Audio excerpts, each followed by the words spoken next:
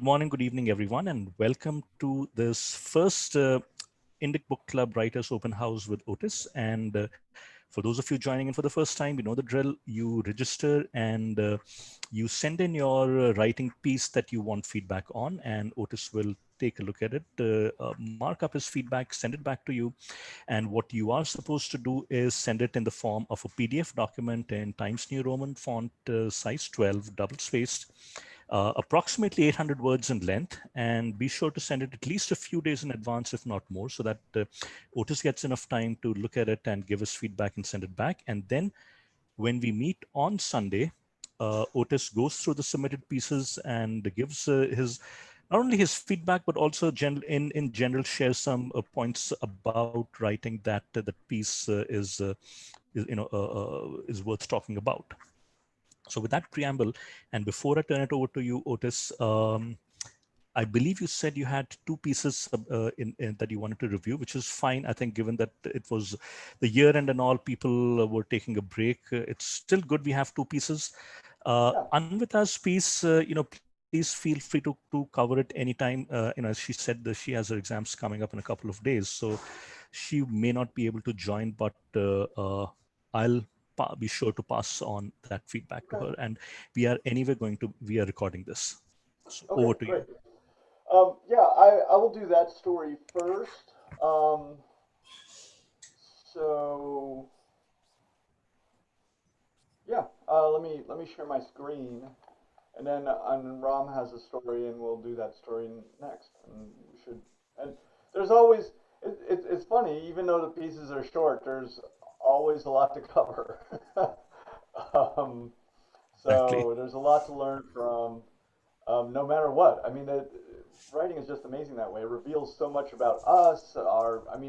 It's this way to try and capture the imagination, and there's a lot lost in translation between the imagination and the words on the page. It's the biggest issue with writing is that we have this sort of platonic ideal in our mind about what's going to happen, and then you know then we create these shadows on the cave wall that are like, I'm not so sure that's capturing it, but it's just a wonderful process.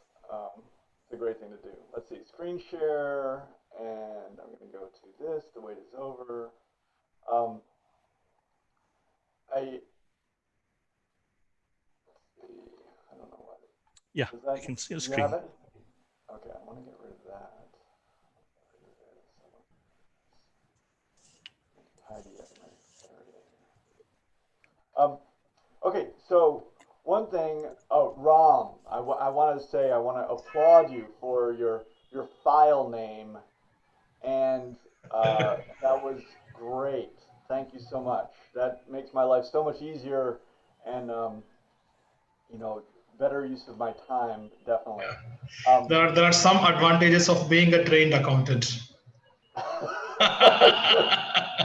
yes, I think Ram, I think you might be able to give us all lessons in how to write a file name, I'll do and that. also you very nicely had both the title and your name on the front, which we'll see that this piece doesn't have. So those are just little things that make it wobbly for me because I don't know what I'm dealing. I'm just trying to Sure. really solidify mine. So that's really helpful, Ram, when you do I'll that. just put a So small thank mail you. maybe and I'll put it up on the Facebook page maybe with a small file naming convention. Very simple one. I'll do that.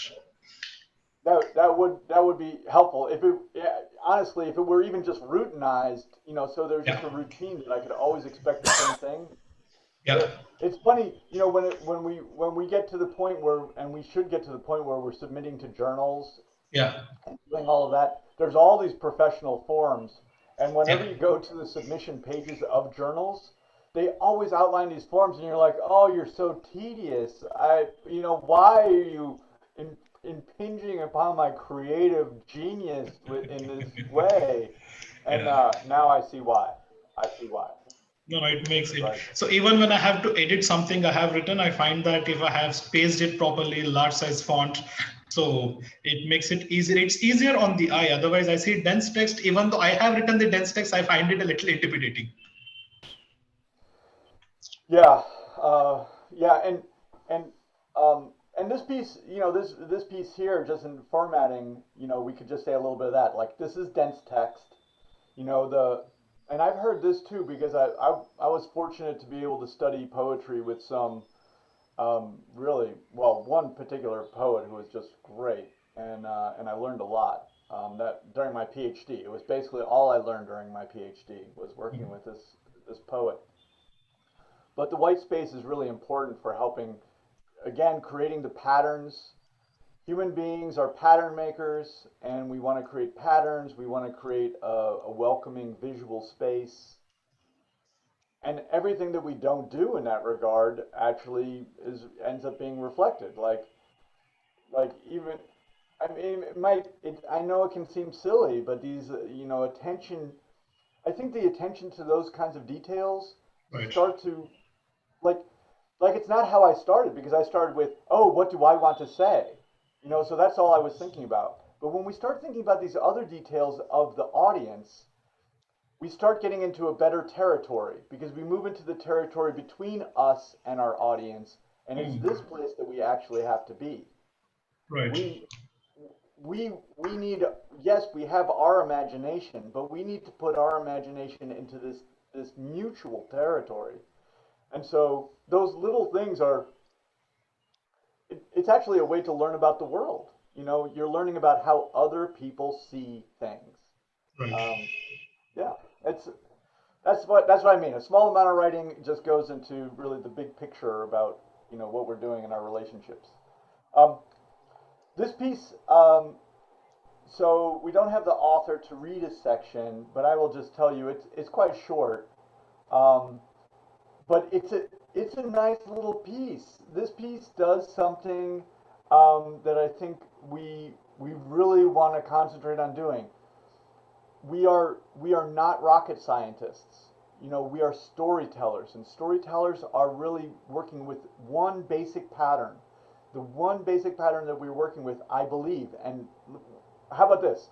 Once we become master of this one pattern, then we'll go to every other pattern. Okay? But let's become master of this pattern first, which is character, event, occurs, an action. That event is usually a conflict with antagonistic forces. That is what that in fact I would say that defines what an event is. An event is a conflict with antagonistic forces. Lacking that, we have a non-event. So, uh, so character, event, which is a conflict with antagonistic forces, and character change. That's it. That's the pattern. Infinitely variable. Um, you can go as shallow as you want, as they say, as wide or as deep as you want. You can do whatever you want with it. But the better we work with that pattern, that is the pattern of the storyteller. And this story does have that. We have a child who we're very involved in their point of view. He has a perception of himself. He's been waiting for something. He's waiting for this great information. He's assured that he's um, kind of all powerful and the best in the world. He perceives as this large world in which he's the best, and he goes and basically he meets reality, right? So, right, the antagonistic force is often reality, and this is another great thing about stories. Again, essential to our structure. The character walks in with a subjective view of reality. They meet the antagonistic force. The antagonistic force is, unfortunately, whether we like it or not, reality. It exists, comes in, and the character is changed by their confrontation with reality, which is the antagonistic force, the rest of the world. So, and in that way, it is a story about subjectivity meeting, having an objective experience, and coming out changed. They don't come out objective, right? They're still a subjective character and see things within their point of view, but they've been changed somewhat by this interaction. And that's what that thing is what we can say something happened. Okay? If I really want to make that clear, it's like a story, when we have a story, we're basically saying something happened, and that's the thing that happened. Um, so this character comes in with these ideas. He rushes up through this crowd. I love there's a great detail of the child coming through with pointy elbows to get through. Those details actually are so good. We really want to, pick our moments for those details, but we love details. And then he gets to the front, and he does not see his name at all on this computer screen. And then at the end, we don't really find out that he's a small child until the very end, but he says, you lied to me, didn't you? I didn't get in. And then this is the line that's really great. Okay, you told me I was the best, Mommy. Why did you lie? Like, that's the great line here, because we, so this story does go on. Like, I make the note, so this is a story to me. I make the note that it kind of doesn't treat the child as seriously as I would like after this, because it kind of turns into, oh, Chris, sweetie, calm down. It's just an entrance exam. I'll sure you'll find another kindergarten. So it becomes the story becomes a little patronizing to the child. But the coming of age, the issue of coming of age, or even let's just say the issue of character meeting objective reality and coming out changed, I am going to say again, that is a story. That's a story whether the kid is 7, 17, 27, 57, 87, right? Does that make sense? That's, I think, such an important thing to understand. Like, it isn't for us from our subjective point of view to say, oh, that's a kid, that's just kid stuff. It is not kid stuff. That is story. That conflict between basically having an awakening of, I live in this world in which I have these belief systems, I have a worldview in which I'm great and wonderful and perfect.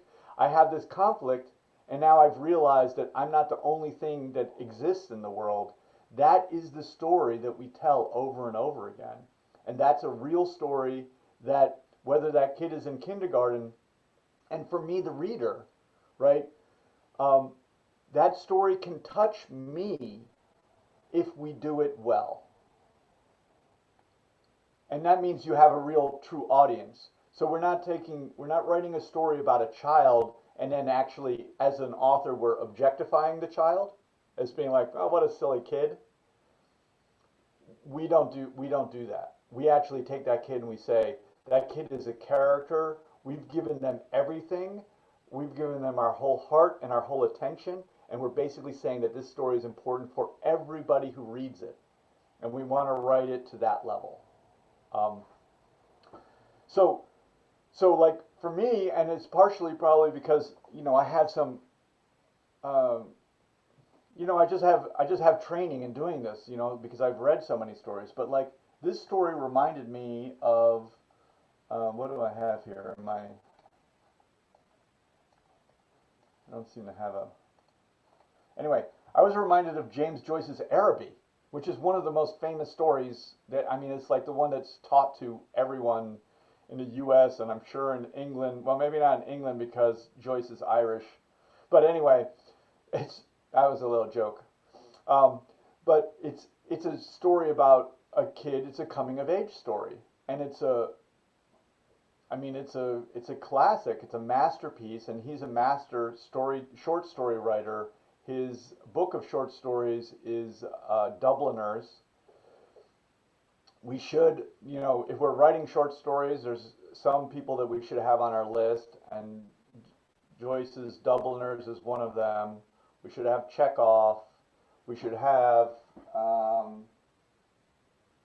the American. I'm not grabbing it right now, but we should have the American. Oh my God, I can't believe I'm spacing his first name. Carver. Anyway, there's a great book called What We Talk About When We Talk About Love. Definitely read that story if you want to be a short story writer. That's like those are if we think about Chekhov, then to Joyce, and then to Carver, that is sort of like a brief history of the modern American style, anyway, short story. Um, yeah, that's a good little primer. But anyway, I was reminded of James Joyce's Araby. It's a story about a kid, and it's a kid on this sort of romantic quest, and it has this phenomenal ending, lyrically phenomenal ending when he realizes that his quest, this romantic quest, and was a fantasy of his own. And that's a little bit what we have here, right? So I'll go back to this great line. You told me I was the best. Why did you lie? I mean, that's a great and actually a profound question. Why did you keep, right? Because a story like this, and every story, is, there was, I forget that English poet, Blake anyway. He wrote poems of innocence and experience, but that transition from innocence, which is what we can say naivete, or this sense that, whatever your sense is actually, whatever naive place you're at, transition to experience, basically having an event of experience so that your naivete is challenged. That that's a profound moment. And the answer to that question, why did you lie, is actually, that's a big question, right? Why does the parent, why, why are we kept from reality? And what does that say about reality? Right? I mean, that really, that kind of blows my mind. I mean, it tells us that reality is something that we must be protected from. That's pretty profound. That's a pretty profound message. So I think that this story is beginning. There's a couple little things that I'd like to bring up in this story. Sorry, why are you being persnickety? Oh, come on. I'm not able to move this suddenly. Let's see. Oh. Okay, well, can you see just at this point here, this is not exactly where I want to talk. I want to talk at the beginning. So, in the beginning of this story, the child says, Yeah. the child says, this is my moment. I'm going to show everyone I'm the best. No, it says, I'm the best in the world or something like that. But there really isn't a way for the reader to understand actually what point of view we're in. So we don't really know how to interpret that.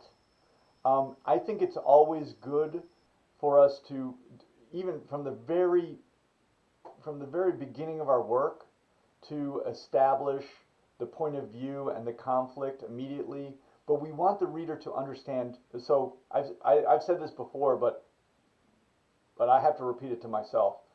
The reader does not read to find out what is happening. They read to find out what's going to happen next. So our issue is anticipation. We do not want the reader to ever feel confused about what is happening. And this is a very important point and it can be a difficult point for us as writers, because it makes us feel like we have to explain what did happen. Not so. We do not have to explain what did happen. We just have to have it be clear what is happening. Does that make sense? We want to stay fixed in the moment, and we want the reader to be able to be, sure of what is happening. But when I read something like the best in the whole world, I don't know what the word world means. I know I'm being so persnickety, but that's what I mean. It's like I don't know what that means. Because right when I'm reading that, I'm like, is this about Superman? Is this about someone who is the best in the entire world? I don't know. What when we use the word world, what is meant by it? So, And to do that, I can't understand what world means until I understand that it is this boy's world. Okay, the best in my world. And for that to happen, I need to have the boy there. Does that make sense? Because this could be, as far as I can tell, it could be a CEO, it could be the CEO of IBM. It could be Steve Jobs, right? It could be Elon Musk. I don't know. So I can't understand what the world is. So that means I don't know what is happening. So it's a small point, but I think one that's important for us to strive for, you know. And again, don't worry about what did happen. Doesn't matter at all. If the reader knows what is happening, they're totally happy. This is happening, this is happening, this is happening, this is happening. And this is exactly what we want to try and get our reader into the habit of doing, digesting perfectly what happened here, what happened here, what happened here, and at the same time building a sense of dread about what will happen next. And having an expectation, a hopeful expectation, and a dread about what's going to happen next as they understand what's happening here. And then this is a little point of view thing. I think the point of view could be a little bit tighter in this. So I marked this area here. This had started to attract attention. So though we're usually in the boy's point of view very closely, and then I hope the author will read Araby to see what that point of view feels like. Here we're like started to attract attention. Who's seeing that? So when I, as the reader, go into the boy's point of view, I basically am happy there. Okay, so now, and you can make me really feel his experience by leaving me there and seeing the world through his point of view. He's the protagonist, which means the protagonist is the character who changes. That's the protagonist. They're not the good character. They're not the hero. They're the hero in that they struggle through an interaction with reality. That's why they're heroic. So anyway, in this story, a little more attention to the point of view, and also the thing about paying attention to point of view is that's where our work is really fun. When we stop being a writer here, writing about characters there, and instead we become characters and see the world through those eyes, then when we do that, we recreate that experience for our reader. Then they become the character and they see the world through those eyes. And this is the fundamental thing that storytelling can do better than anything else. It can basically make a reader walk in the shoes, as they say, of a character, to live their experience. And that's the deepest kind of empathy that we can have. A non-objectifying empathy. We're not looking at someone, we are them, imaginatively. So we'll keep that in mind. But yeah, that's it. Perfect. Thanks, Otis. This was great. And yeah, and she'll be delighted with this feedback. Perfect. Thank you. Yeah. So I really it can be difficult, from my point of view. I don't always like the element of story, character meeting event and coming out changed is so ubiquitous in stories that we can sometimes not understand that that's what's happening. I think it's a really good idea for us when we read something to recognize that we have seen that pattern, and then really for us to try and also emulate that pattern. It is to me the first step of actually writing something that is a story. So this is a story. Now it's a question of making it a better story. That's it. But it's already here. The pattern exists. Correct. So one question. So you've talked about the point of view a couple of times out here, pointing out that it's not clear. Now, if one is not writing in the first person, and if one is using the omniscient narrator's point of view, how do you manage the changes in point of view? Because they are obviously going to be, if one is adopting that omniscient narrator's point of view style of writing, then there will be shifts in points of view. how does one manage it Right. without confusing or creating doubt in the minds of the reader that which point of view am I reading now? Well, so you want to have, so there's kind of some subtle things. I don't know what to talk about first, but you want to have very clear transitions between um, the points of view. So a point of view is like this camera that exists. Um, it's it's the way that the reader experiences the world, and it is probably the most important word to think about is it's a point. Okay, so there's different things that can happen. So what happens in this story is I know that I'm immersed. Okay, I'm acknowledging I don't understand this idea of the world. I don't understand what the world is. But I do definitely have the sense that I'm immersed in the point of view, which means that I'm seeing the world through, so there's a character, I'm seeing the world through them or close to them, right? So, and I'm happy when it's there, but it can be like, the boy, it doesn't matter whether it's third person or first person. We can we can often have an easier time with point of view when we write in first person because if we are able to be clearly in the character's point of view. But anyway, so we're with this boy and we're seeing the world this way. There's a crowd, right? And he's thinking, so we're in his point of view. But suddenly when we shift that point of view in another sentence um, to a view up here, now looking at him, right? So this is the thing that I'm sensitive to. I'm sensitive to being here, seeing the world this way, two eyes looking out, feeling, etc., being in that body or next to that body, right? Right. And then suddenly being here with somebody else. Because Okay. if I'm seeing the boy from here, from this distance, I also must be somewhere. And my question is, where am I? So again, I don't know. What you might be talking about having points of view where you have like, Jack, Jack's point of view, and then you might have Jane's point of view, right? So now you're switching, you're going, and you want to have what we call a hard transition, right? Where you're in Jack's point of view, but then it's like Jane looked at Jack. She thought Jack is a conniving rat, or whatever, right? So we established a point of Ah. view, and every time we switch from point of view, we want to establish the point of view. Ah. In this story, the point of view, I'm with the boy, but then suddenly I'm looking at the boy. So Hmm. now I'm confused. If I'm looking at the boy, who am I looking through? Correct. Correct. So, but it's slightly different. So there's aspects of, and here we're really talking about the physical point of view because we can say the boy ran to the front.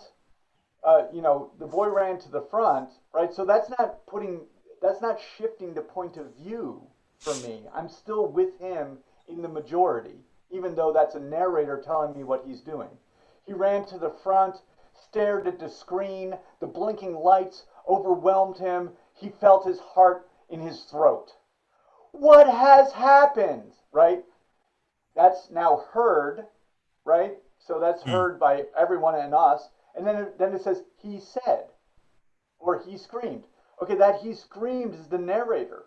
He's not thinking that at all, but it's not part of the physical experience. So Ah. that's the narrator is coming down to help us understand who said it. And so even though the narrator, so that's narrator point of view in a sense, but it doesn't really feel like a point of view. It's really just a helper. So Correct. but if the narrator comes in and says he was a boy just like any other boy, he didn't know better, this, that, or the other thing. If that happens, then that is a narrative point of view, a narrator's point of view. It's okay, but let us know that it is. So Right. so this goes back to my simple writing solution to this is if you're going to have those multiple points of view, not this narrator coming in and says he said. So that's simple. But if you're actually going to shift multiple points of view, multiple character points of view, character and narrator point of view, if you're really going to do that, separate them into paragraphs at least. Um, People who write novels, so there was someone in Stanford who wrote a novel with multiple points of view. A really good example of multiple points of view done better than this novel is called The Corrections by Jonathan Franzen. By Um, Jonathan? Jonathan Franzen, The Corrections. It's not it's not Hmm. totally even, but it is a great um, it's a great example of writing in multiple points of view. But he basically writes points of view in entire sections. So it's one character's point of view this whole time. Then he goes to another section. It's this character's point of view the whole time. And what's good in his work is that he recognizes how different the whole world and experience of the world is from a different point of view. Hmm. Hmm. Correct. That is one of the things to keep in mind. When you're writing Jack saw the world this way and Jane saw it this way and you switch points of view, those points of view have to be different. What happens in genre writing, right? Genre writing is more concerned with plot basically than character, let's say in general. And when you see points of view shifts in genre writing, they do it just because it's plot expedient. You need to be in the war room in the Pentagon, and then you switch point of view to be in a submarine in the Bering Strait. So what? You're doing it because you want to be in the war room and you want to be in the Bering Strait. The characters are not deeply perceiving the world. So like to read something like you know John le Carre, read John le Carre and then read Jonathan Franzen to see the difference between a plot-oriented point of view shift and a character-based one. Got it. Thanks, Uh, Otis. I think that's very useful. Points of view and the transitions. yeah, the the thing about the character, so that idea about so if you have that character and having it be the physical point of view, I think that that's a really kind of a good point. I hadn't really thought of it that way before, but you're dealing with the physicality. Where is that point? Where is that point? And also, where is it pointing? I don't know if you remember the story that we read last year towards the end.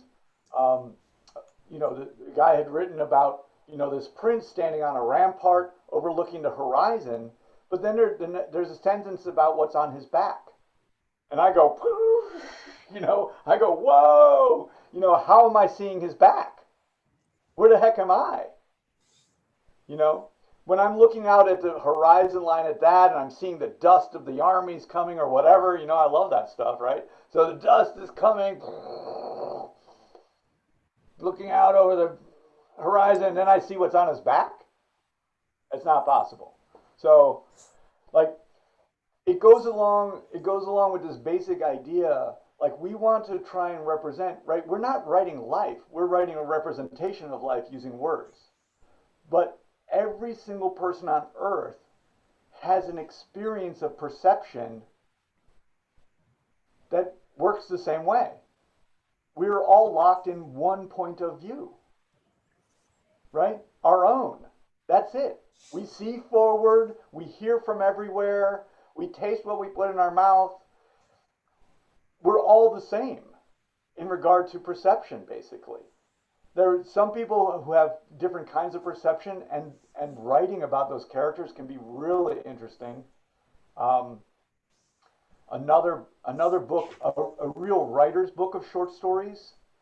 Amazing writer, Anthony Doerr, and the book is The Shell Collector, a collection of short stories. He is a writer's writer, so like he's working with point of view, and one of his points of view is someone who's blind. Read that story. That's the title story, The Shell Collector, and you'll see that when Anthony Doerr writes the shell collector's point of view, he doesn't have visuals. He doesn't have visuals, and it's so tactile, and it's so filled with concrete detail and sound and all of these things. And he's doing that on purpose, of course, so that we have the experience of the shell collector. We're not having some kind of, outside experience. It's a very, I think it's our most powerful tool, but, basically the ability to go with point of view into character is our most powerful tool, and it achieves the thing I want to achieve in writing, which is to get my reader to have the experience of another life, to get out of their life and go into this life, in this world. That's what I like to do, but truthfully, the plotting thing is we're just as versatile. I mean, look at what we can do. Um, you know, we had writers writing about being on Mars, like Ray Bradbury, way before we had the technology to represent that in any kind of reasonable way in the movies. So, writing is an exceptionally versatile tool. It's a ridiculously versatile. So I can't fault the genre writers, and I love reading some genre stuff too. So it's not there's not finally um, some kind of hierarchy. Um, I had a question actually. Uh, Dorella, nice to see you. Happy New Year. Happy New Year. And I would like to establish a point of view or different, like shifting different multiple points of view.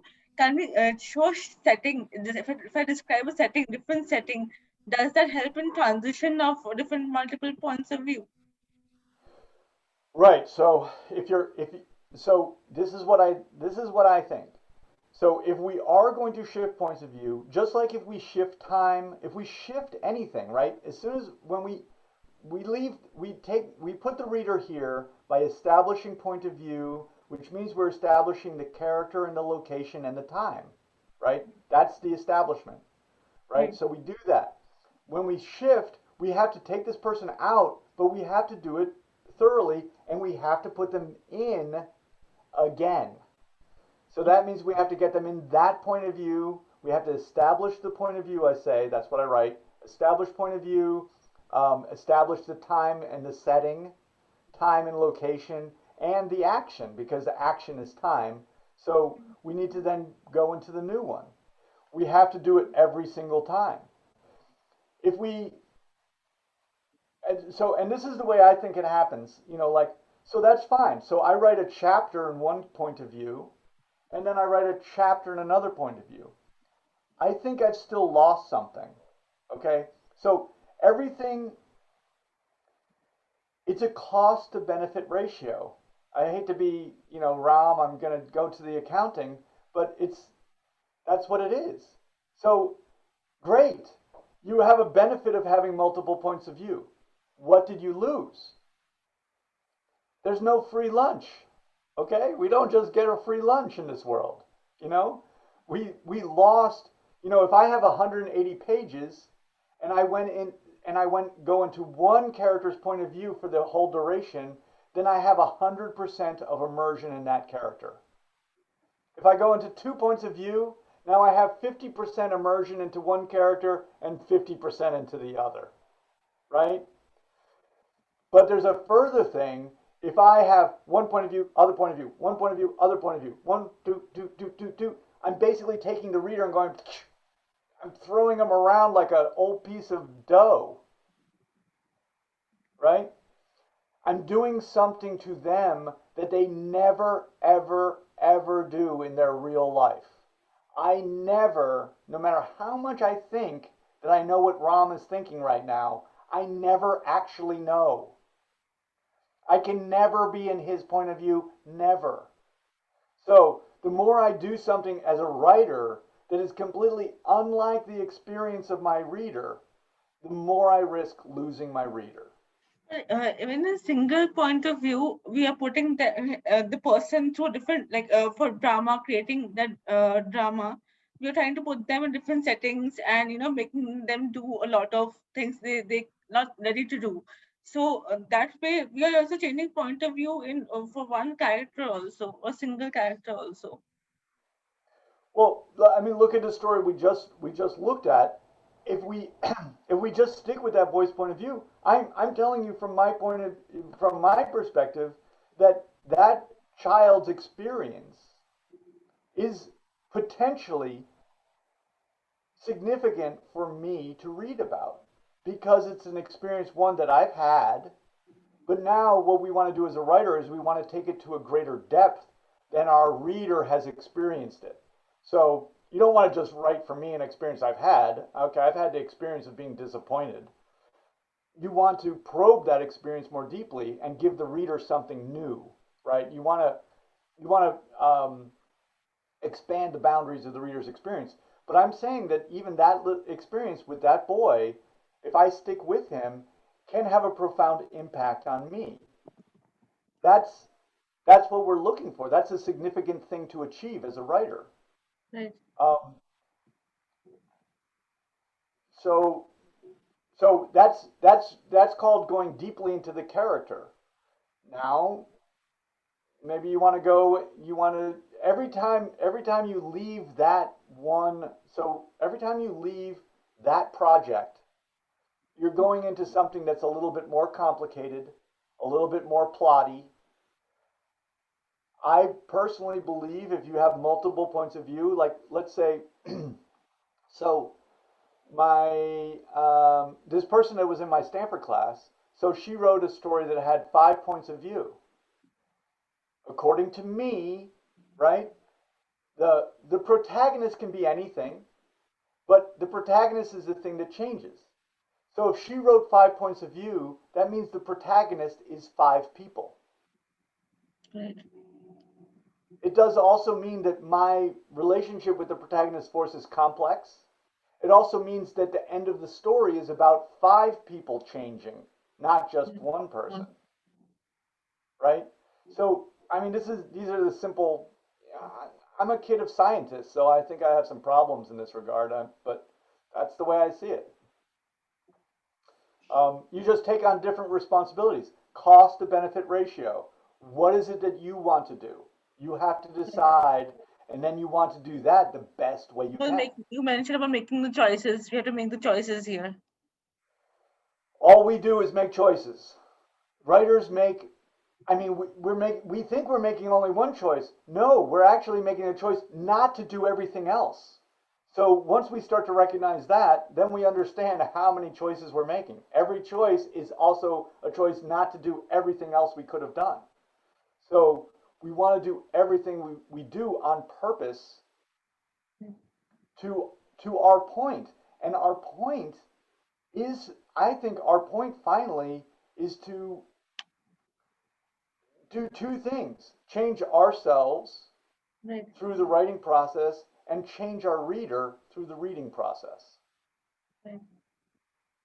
Yes, and also I have an observation, like you mentioned, that we always think from our point of view. So when I was writing the short story, I was trying to rewrite it and everything. I found it very difficult to put the character in point of view. So I was struggling a lot. That my nature was coming through the character. So the person is Yes, me instead of the person. So it was quite a struggle to write a short story. I found out once I. right. So you're having the experience, right? You're having the experience that, like, let's face it, writing is a great job. Okay, it's a great job, and everyone in the world would be doing it if it was easy. Everybody. Okay, so typing is easy. Imagining imagining the life of someone else. Okay, again, this is an experience we have never had. We never have this experience. It is an imaginative experience to be able to go from you into another person and see then the world in a completely different way. You want to be as honest about it as possible and do it as well as you possibly can, I think. Because any degree that you fail to do it, the reader says, basically, this is bullshit, right? Hemingway said, as a writer, you have to have a really good bullshit meter. And what that means is not to see other people's bullshit, to see your own bullshit, right? And so so it's great that you're having the experience of understanding how hard it was and recognizing that you're putting you into that character, not that character. That is the first step to actually doing it. That's great that you recognize that. Thank you. Let's look at Ram's piece. I'll share again. I I'll just let you know if anyone chats with me, I am not one of these multi. I'm not a multi person, so I will never probably see your chat or be able to respond to it. I'm focus has always been my thing, and if I, I mean, you see that even when um, you see that I lose my focus even when I am focused. So, um, okay, this is Ram's piece. So in Ram's piece, um, let's have you read a little bit since you're here. Sure.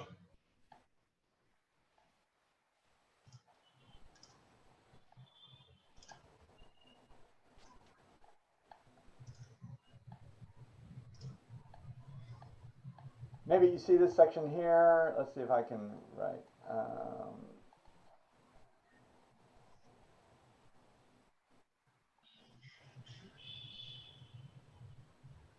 Uh, See that black line just there. Yeah, So aren't you angry? And sure. down to what do you mean that the son born to you?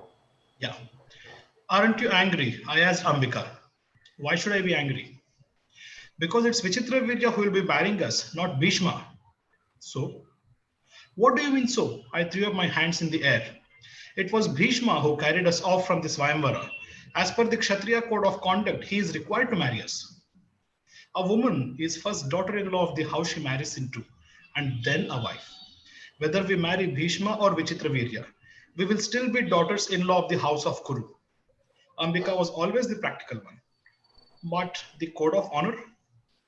Do you think the man who incurred the wrath of the kingdoms of Kuru Jangala to secure brides for his half-brother will break his vow and marry you? She sank the sharp point of a knife into a ripe apple, puncturing the skin. A drop of apple juice dribbled down the side, filling the room with sickly sweet apple fragrance. And be practical, Ambalika, she chided me. Vichitravirya is king. By marrying him, the son born to me will be the next Chakravarti. Not by marrying Bhishma, only a caretaker, howsoever capable he may be. Ambika's words prick my ears. What do you mean the son born to you? Well, I am your elder, so it is natural that my son will have precedence over yours. Okay, thank you. Um, um, this is a great section, right? Thank you. So this is a great section because we have a character. Mainly, from my point of view, we have a character who gets on the page with this sister, who has, we've spent most of this story learning about the prodigious, the prodigiousness of Bhishma, and and now from the point of view of one of the abducted princesses, I'm thinking Yeah. um, she's sort of surprised that her elder sister doesn't care about Bhishma and instead is happy to marry the king. And who has a name, Ram? I love. So you got to help me learn this stuff. You do not want to just have an audience for people who are familiar with um, Indian lore, and if Okay. that's where this is coming from. So Right. my rule is I cannot control who opens up my book, Fair but point. everyone who opens up my book, I'm going to keep. Okay. Okay, Right. I don't care. I don't care if they come from Bali. I don't care if they come from, the Australian outback Mm. or my neighbor next door. I'm gonna keep them.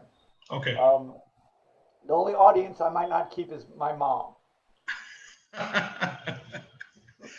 I accept that my mother may not want to read what I write, but otherwise I want everybody.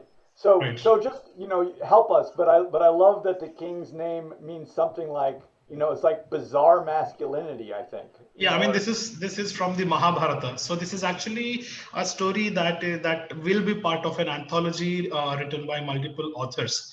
So Aditi, who is here, she is curating that anthology. So Okay. because this was going to be a part of that anthology, so I have presumed a basic knowledge of the story of the Mahabharata. So yes, you are right. That is something for me to think about, that the story, anybody who opens it, they should be able to sink into it. Okay, look at it this way. Okay, so Ram, so it in a sense it's a it's mythological, it's foundational to an entire culture. Right, Um, it's a story that people know. So on the one hand, you have to think about what do you give that's more than what people already know. So that's one right. of the questions, True. right? And then how do you also give this story to people who don't know it? Because like I'm saying, I'm serious. We Interesting. want everyone to be the author, everyone to be our reader. Yeah. I read stories from Greek myth, Russian myth, Chinese myth. I read, of course, the Grimm's fairy tales. I read Native American myth. I read all of these to my children, Right. right? You can think, yeah, and if you read those, you see that they are accessible to everyone, Yeah. and they're incredible and wonderful stories. And I think that that's one of the things that might be even the point, right? So someone could read the Mahabharata, right, and get this story too, but they're not reading the Mahabharata; they're reading your work. So your work Right. should be more accessible. It's the same story reaching a new audience. That's Right. part of the point. So I would keep that in your mind and have it be so that everyone could read it, and that might mean that the narrator might have to um, come in. Like, let's say that name means, as I was assuming, the sort of weird masculinity. One person is sort of synonymous with this sort of prodigious masculine efficaciousness, right? Which which is like in the in the Homeric epics, it's very Mm-hmm. similar that they have these things called Homeric epitaphs, and Mm-hmm. actually the oral literature, um, there have been studies on it, which you probably know. They have similar patterns and similar kinds of development because they Right. serve similar functions for human beings and work along with the human mind, basically. So So they have referring this to the hero's journey. right. Well, there's the hero's journey, but I'm actually talking about this little thing. The Homeric epitaph is like brave Achilles, wily Okay. Odysseus. Right. So, like that little Got thing, it. what that does is because in oral cultures, there was no ability to keep track of abstract information. Of There's course. only concrete.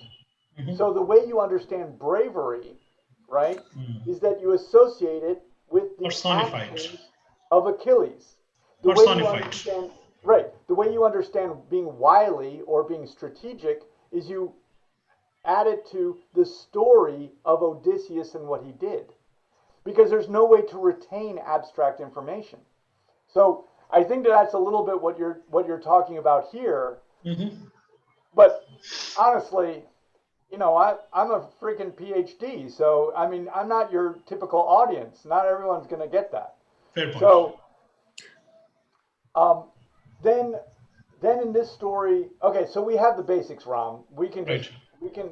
I know that you can do this yourself at this point Right. because I've had many people that worked with me that are like, you know, they'll do this. They'll be like, I like this a lot, but I think Otis would say that I need to establish the point of view, that I need to establish a conflict. It's Right. like, so let me serve that function like a little parrot, Right. on your shoulder, I like that parrot, by the way. I like that parrot.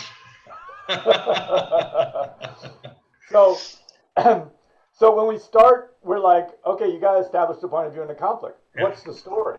Right. If I don't feel like something is happening Mm-hmm. and I don't care about what happens next, Mm-hmm. I do the proverbial, Close the book. Yeah. yeah. So this is the basics for us. So we have to do it. And there just isn't.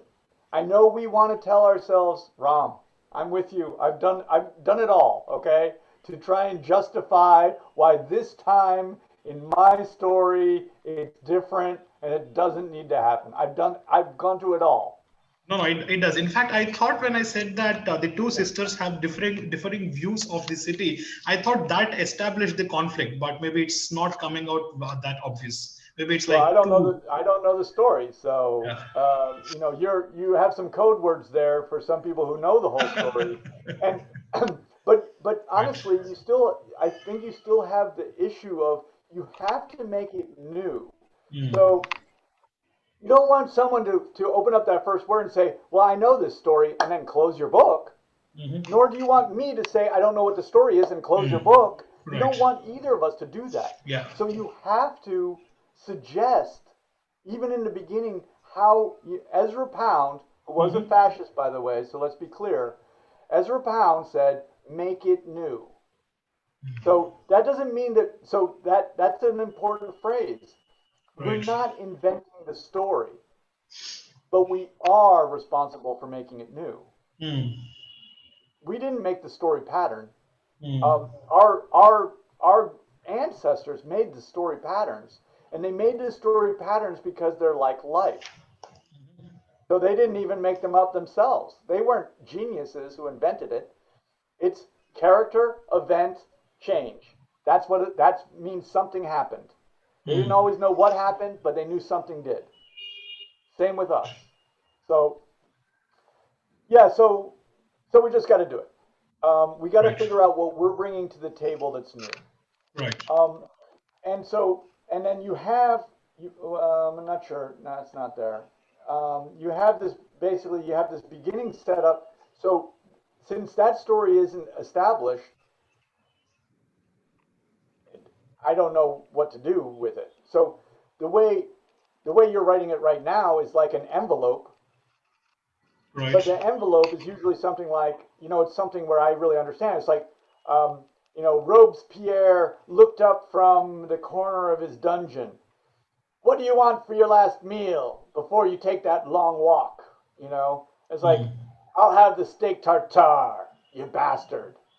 Then it goes, right? So I'm established Robespierre is about to be executed, and then we go back to young Right. Robespierre is, dashing through the fields, and he loves butterflies, right?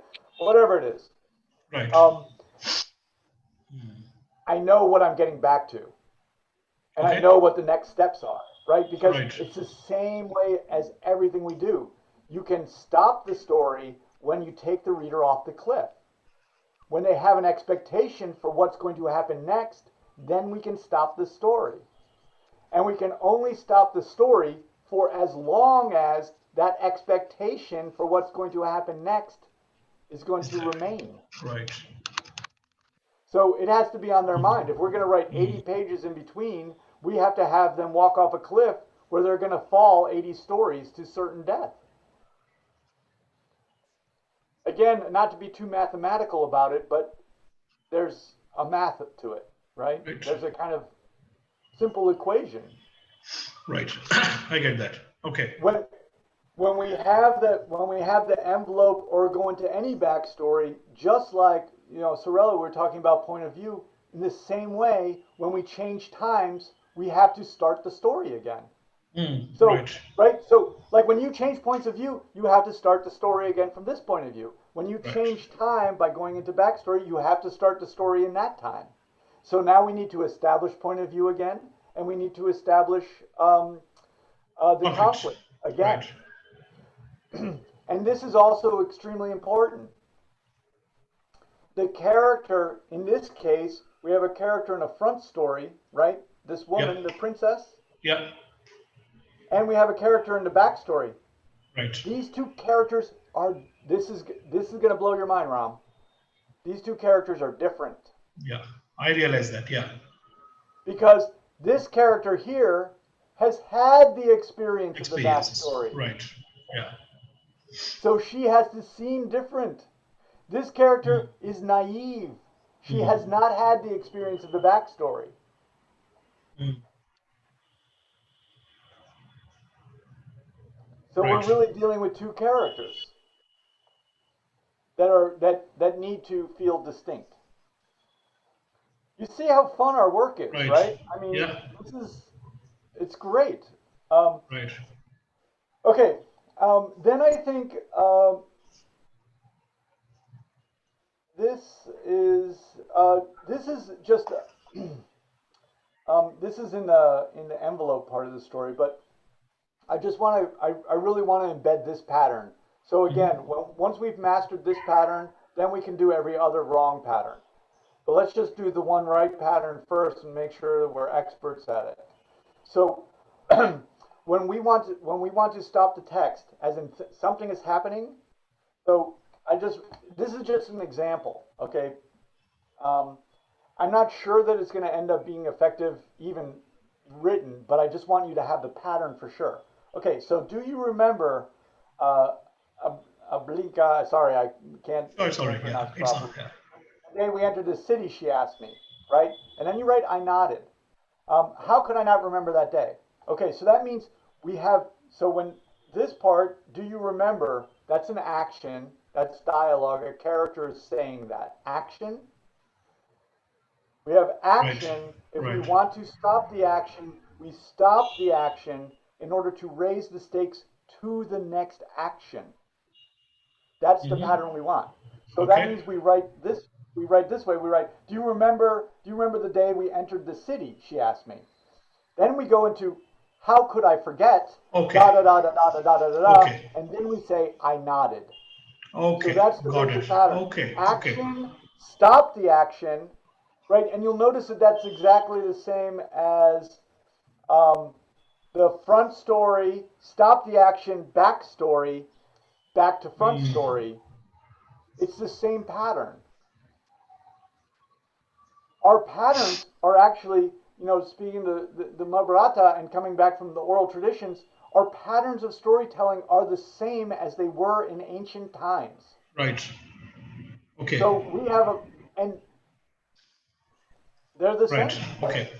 Right. Um, Mm. readers do not know this, but we know it. Right. And they never Wow. tire of getting things exactly like they've gotten them before, but made new. Right. But they definitely get tired of seeing things that they've never seen before and make no sense to them. Right. We have very patterned ways of thinking. So we'll just do those patterns. Okay. And This then, is very useful. Thank you so much. and then my next thing with this is just about realism. Okay, Right. so I think so. Okay, so I box. Okay, so well, I used to box. Okay, I cannot have any more massive head trauma. You can already see that it's taken its toll. Right. But I can box one person. Okay, you have a lot to deal with. You have that person, you have two hands. I mean, we're not even talking kickboxing. We're not even talking weapons of any kind, right? There's a certain distance, etc., and they could do anything. Right. Okay, it's I know personally, it is Hmm. phenomenally occupying. My ability to fight two people is zero. Okay. You have a prince who fights a whole bunch of princes. Yeah. Okay, they all have weapons. Yeah. The likelihood of you being successful in that is Hmm. very slim because a Hmm. boxer is going to punch me from behind my back. This goes Right. back to point of view, right? Hmm. Human beings are social animals. We have our Right. eyes in the front of us. Yeah. I watch your back, you watch mine. Like if there Sure. was someone looming behind me, you would tell me, Ram, wouldn't you? Of course. No, you wouldn't. No, no, of course I would. I don't. I told you I like that parrot. I don't want it hurt. Okay, but anyway, this is the way Right. human beings are because I Right. can't see behind my back. So Right. that's point of view, right? We've developed a certain kind of point of view. We're not like gazelles that can see all Mm. around Right. 360. So we're dealing with realism a little bit. And Hmm. so I think you either have to go one way or another. So the new thing you could be bringing is Hmm. since you're taking a mythological story, you Right. could try to bring realism to it. Okay. Or you could be depicting the mythological story, right? Right. So you make a choice, but make it clear to us what choice it is. So Understood. so when you go into this woman's point of view, my expectation is that I'm dealing with realism. right? Because Okay. I have a woman who's on a chariot and she's seeing things. That's realistic. And so Okay. we share that objective world. Okay. So then I have a conflict with given things that are not realistic. Okay. No, I see where you're coming from. But the in the world that in which I have put this story, he is actually that capable. So he's capable of fighting a number of people at the same time. So maybe I need to work on it too, or because if that is what I have in mind, maybe I have to create that world I for know. it to be. Yeah, I'm watching Marco Polo right now, and they have some, the if, it's true. The Chinese are making some great movies, some great Right. martial arts movies, and I would love to see some of the Mahabharata stories uh, turn Absolutely. into turn into movies that are like. I mean, the Chinese are clearly doing it in order to develop this sense of tradition and nationalism for their right. They're doing it Right. for nationalistic purposes, and uh, and I don't know if you have movies There also is in one India. actually on YouTube. Actually, the famous one is by Diya Chopra. There's a series of Mahabharata, but that's in Hindi. You have to turn on the subtitles for that. Are That they was very famous actually. So this is like a 185 episode series, Yeah. and it has the record of having the highest viewership on BBC UK, by the way. really? Yeah. So when it aired in BBC, it had the highest viewership in BBC UK. Of course, I'm sure it has since been overtaken by maybe some football matches since, I don't know. But Can at that you time, it had the send, highest send viewership. send me a link? I'll do Um, that. the the uh, the production values. I mean, I've just been watching some of these. Like Ip Man and some others. The production values of some of these Chinese movies are just phenomenal. But anyway, so Right. so even when we see these sort of these martial artists basically that are so capable. So like I myself, when I'm watching, I mean, I can get caught into, it looks great, right? There's 8 guys around one guy, Right. but it's the way that we all understand the way you film a martial arts movie. One guy fights them, then the other guy fights them. Okay, Yeah, of course. so like like the the German hordes that destroyed Rome, they didn't fight like that. They didn't Right. go one at a time. They just Of are course. blah. You know, Right. they're like, what the hell? I mean, lunge and if you get a rib, you get anything, you have a big advantage. Um, you just have to work on making us believe it. So Sure. that's the thing. There's a very famous story. I'm going to share with you one of the most famous stories from writing workshops with about Barry Hanna. So Barry Hanna um, taught this workshop, and I actually I knew him, and I asked him about this story. And there's a story of him. Someone had written a story in which um, they wrote, and he pointed a gun right at my face, and I didn't feel anything. Okay, that's what the student wrote. The next week, Barry Hanna came in, and he took out of his bag a gun, and he pointed it at the student, and he said, "Tell me you don't feel anything."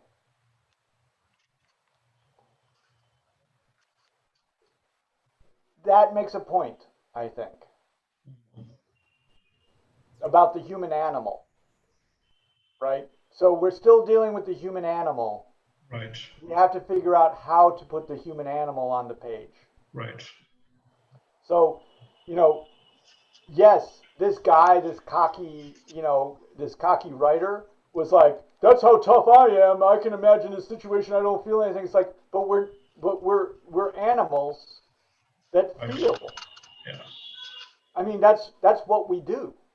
So you got to figure it out. Like Okay. whether you make it so that there's 8 guys and one attacks and then another attacks, or there's 50 guys and one attacks and another attacks.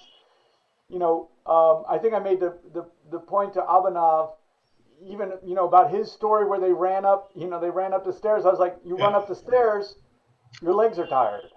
Right. We don't You remember sprint up that. the stairs. Yeah. Yeah.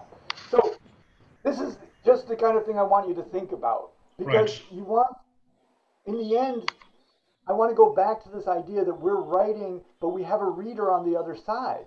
Right. And we're trying to figure out how to meld our experience, which means that you have to take in the way they, the way the reader understands the world, and the reader understands the world actually just like we understand the world.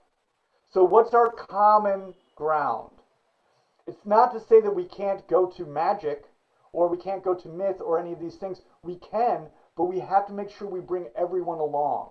Yeah, So we're that's right. understanding, you know, we have to just keep us together, basically. Right. Like I had to comment. I actually did one good thing for a writer at Stanford. She'd written a story and she wrote from a boy's point of view. And the boy walked up to a house, and the mother came out of the house.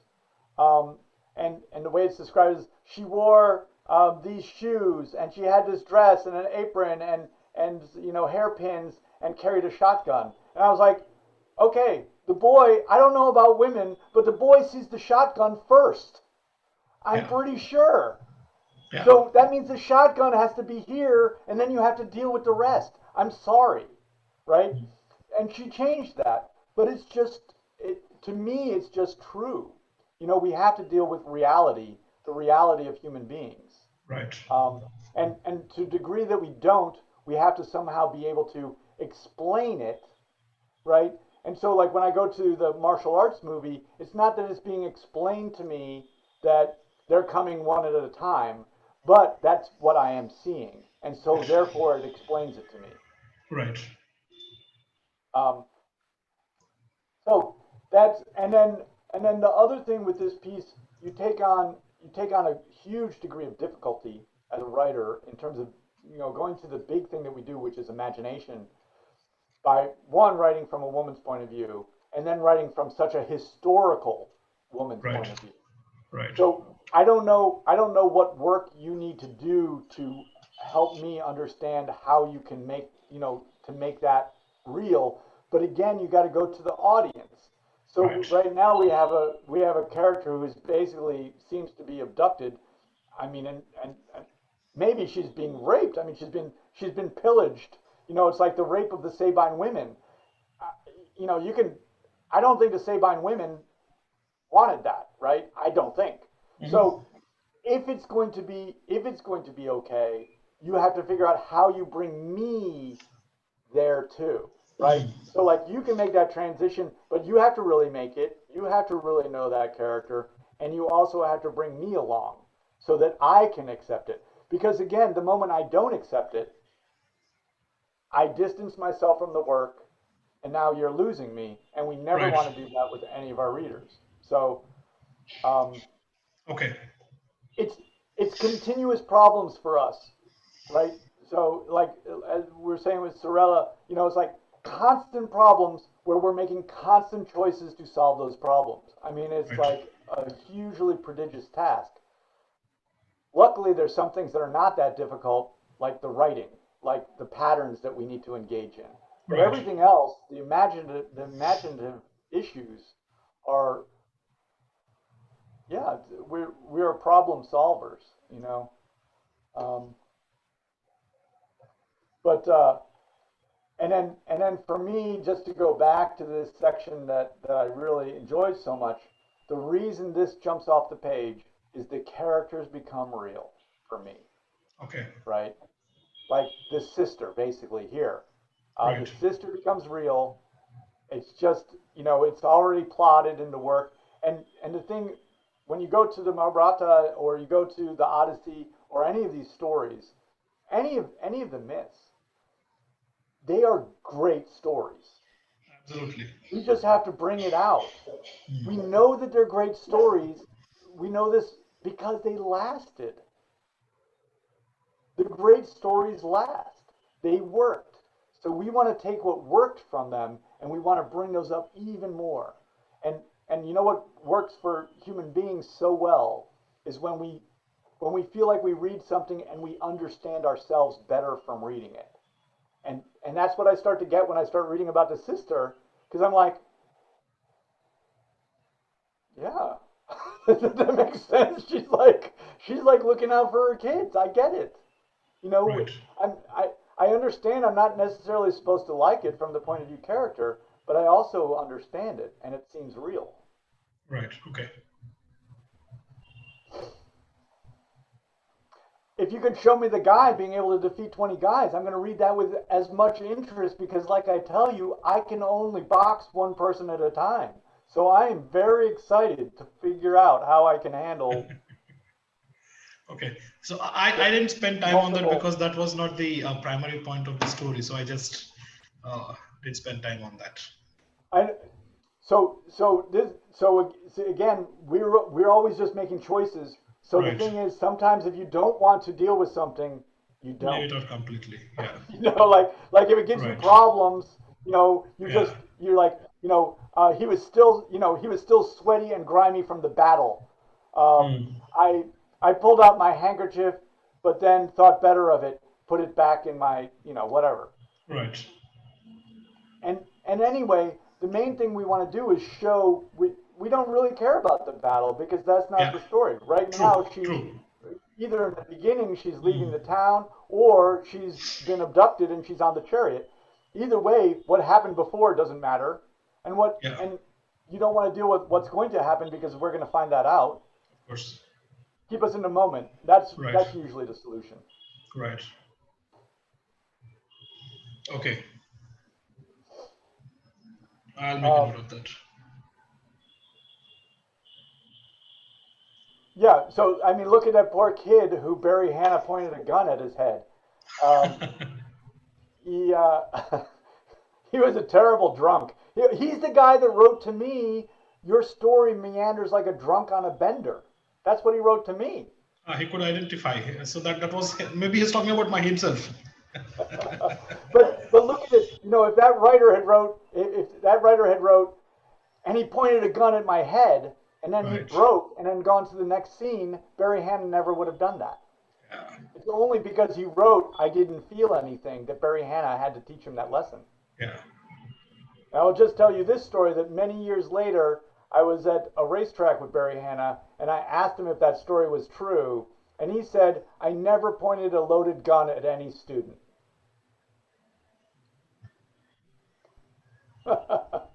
Wicked. Yeah. Wicked. That's wicked.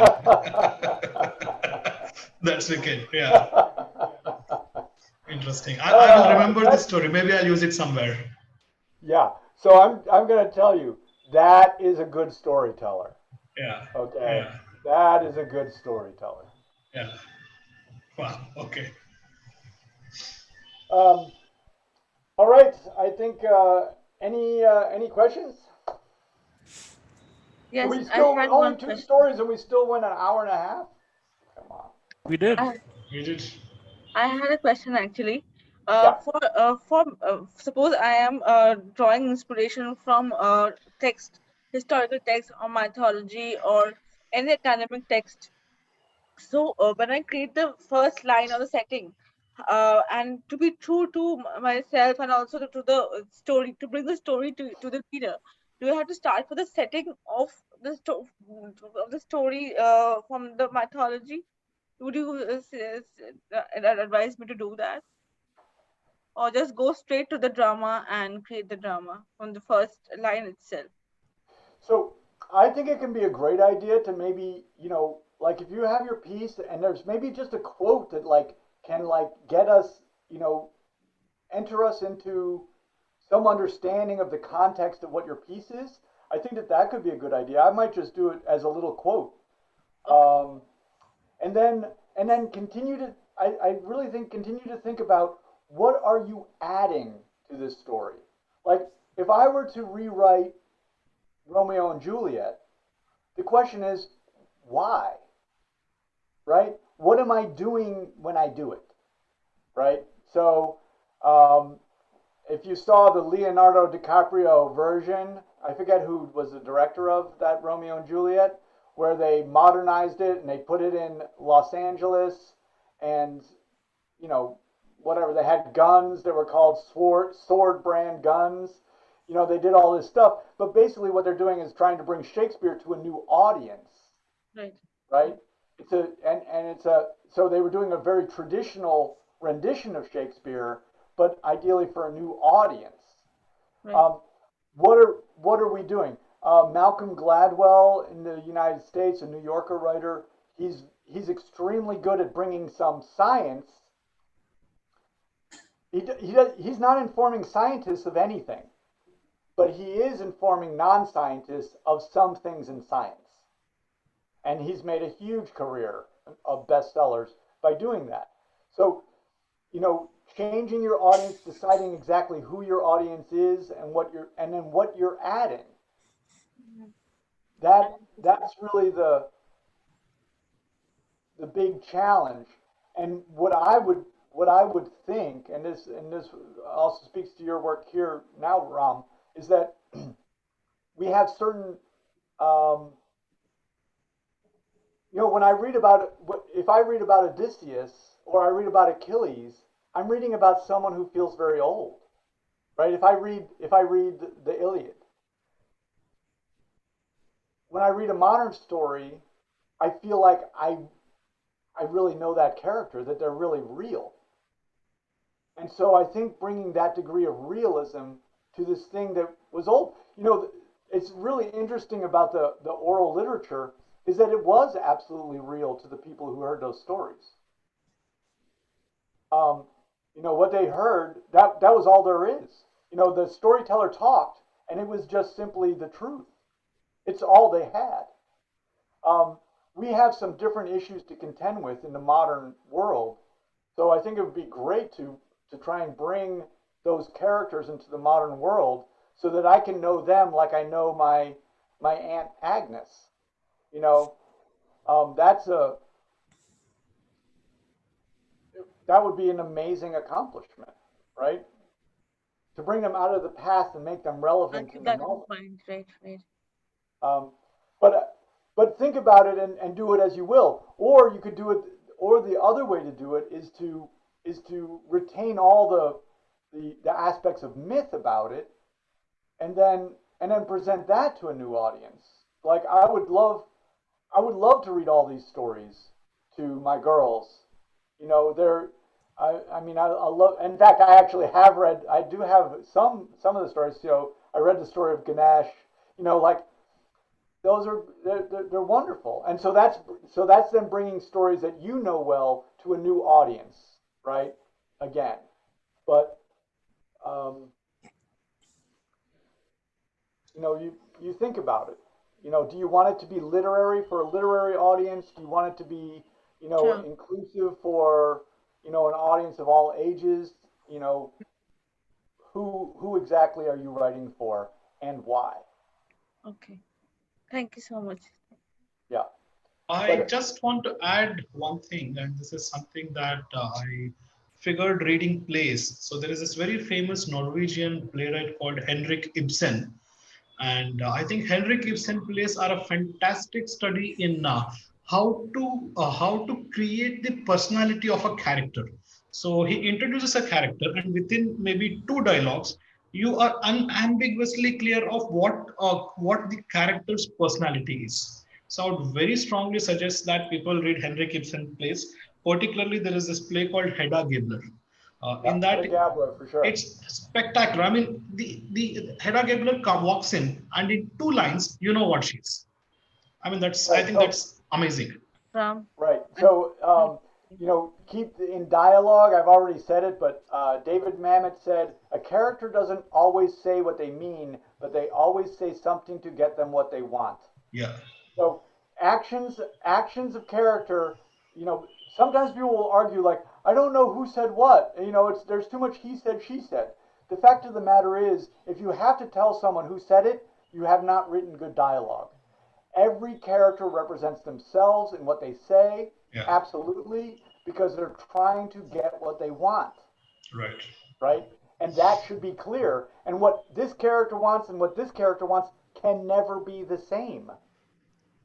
So they have to always be distinguished from each other. You would never say, I want an ice cream, I want an ice cream. There's just, there's no difference between those characters.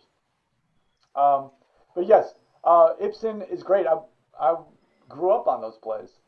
Okay. All right. Well, thanks for being here. I'm glad we got started again. Yeah. Ashvani, Happy New Year. Aditi, Happy New Year. Happy New Year. Thank Happy you. New Year. Happy New Year. I'm not sure that a lot has changed. Yeah. Okay. I'll see you next week. Yeah, but one thing has Yeah. changed, Otis. We have changed, at least all of us who have been regularly participating in these sessions. I think over the course of the last 2-3 months, I can say for sure for every participant that we have changed and we have grown. So thank you very much. Yes, Yeah. Oh, well, absolutely. thank you for While saying so. writing, I really yes. appreciate that. Did- Well, I did- really enjoy working with you all. It's a high Same point here. of Same what here. I'm doing, that's for sure. Right. Great. Yeah. Thanks, Okay. Otis. Thanks, everyone. Thanks, Otis. Bye. Thanks, everyone. Thank Thanks. you. Good day. Bye.